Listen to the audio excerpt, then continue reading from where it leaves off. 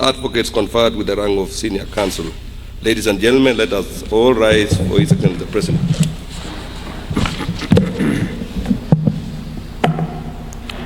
Please, let's take our seats. Thank you very much.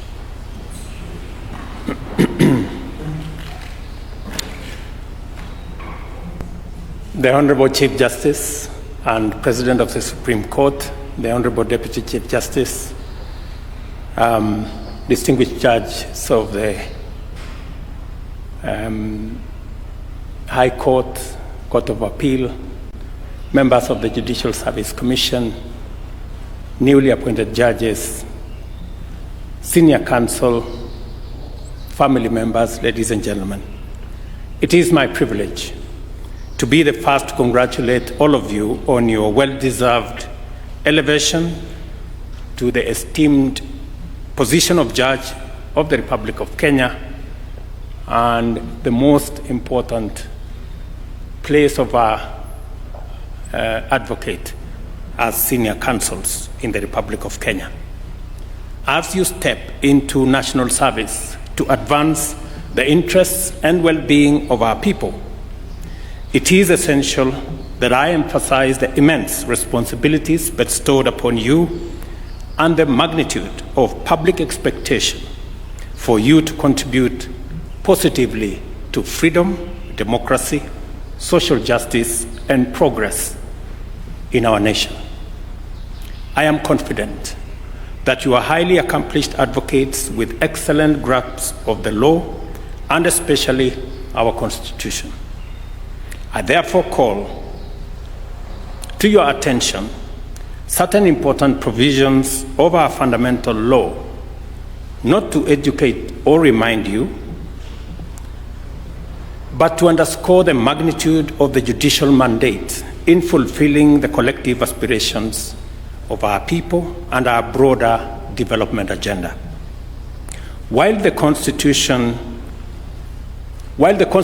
separation of powers delineates functional boundaries between arms of government, it is crucial to understand that ultimately we all are servants of the people entrusted with public responsibility for their benefit. At this juncture in our nation's institutional evolution, it is clear where the boundaries of our respective mandates lie. It is time to utilize our capacities and resources to establish collaborative frameworks on issues where we can align and advance the national interest without sacrificing our constitutional autonomy. I believe, and I know from humble precedents, that it is possible for us to engage in progressive conversation and find consensus on ways and means of enabling one another to serve the people better. As the executive, we have a strong interest in an effective and efficient judiciary because our nation's economy and security and the people's rights and freedom depend on it. For this reason, we shall not hesitate to make our contribution to the enhancement of the judiciary's capacity to deliver justice in every part of Kenya, especially through support for infrastructure and other development requirements of our judiciary. To support these efforts, we have increased our budgetary allocation to sectors combating corruption and promoting justice and accountability since 2022-2023 financial year, from Kenya shillings 87 billion to Kenya shillings 108 billion in the current financial year. Some of these resources contribute to the judiciary's infrastructure development, including construction of courts, staff recruitment, and capacity building for law enforcement agencies.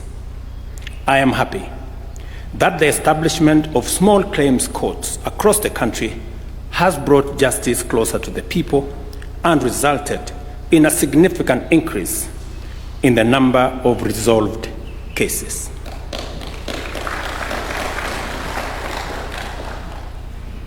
I commend the Chief Justice for this initiative. When he said it's going to be bottom-up justice, I think it has truly become. Our bottom-up economic transformation agenda acknowledges the critical role of governance institutions and, in particular, the place of a strong and effective judiciary in Kenya's progress and inclusive prosperity. An independent judiciary, an effective executive, a progressive legislature, an open civil society, and a vigilant media are not mutually exclusive. Instead, they share a mandate to serve the people and should facilitate each other's efforts.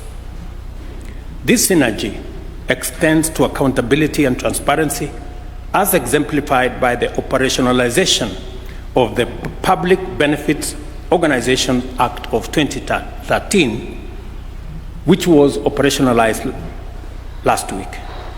By unifying regulations and promoting participatory governance, we aim to increase accountability and transparency across all arms of government. Ultimately, we will be judged not by how well we serve the strong and influential, but how well we support and protect the weak, the poor, and the vulnerable. Let us strive to appreciate and support each other's work without compromising constitutional principles.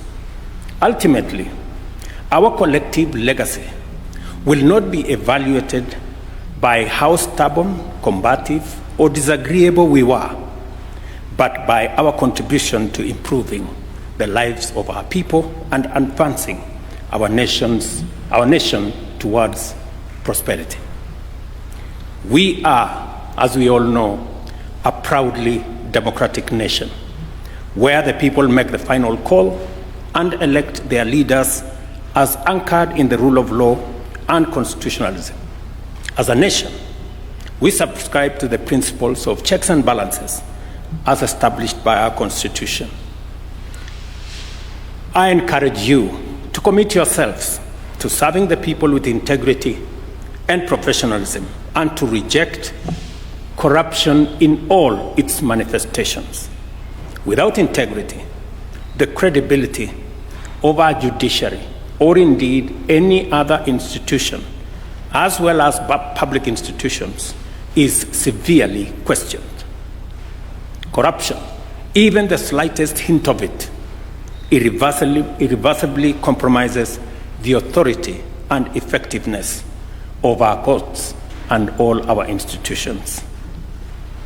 To accord Kenyans the full promise of our Constitution, each one of you must remain alive to Articles 10 and 159 of the Constitution, as well as the solemn oath you have taken today.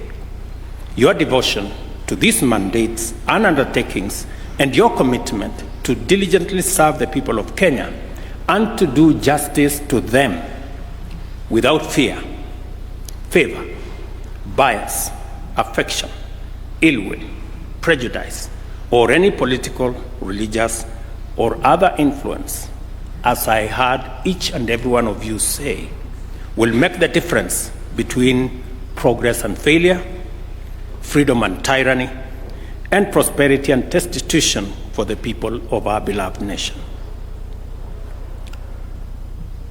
Judges, ladies and gentlemen, and my good friends, advocates, I wish you success as you embark on serving the people of Kenya. May their yearnings for freedom and justice inspire you to give your best every day. Thank you very much. May God bless you, and may God bless our great country, Kenya. Asanteni sana. Let us all rise to finish with the national anthem.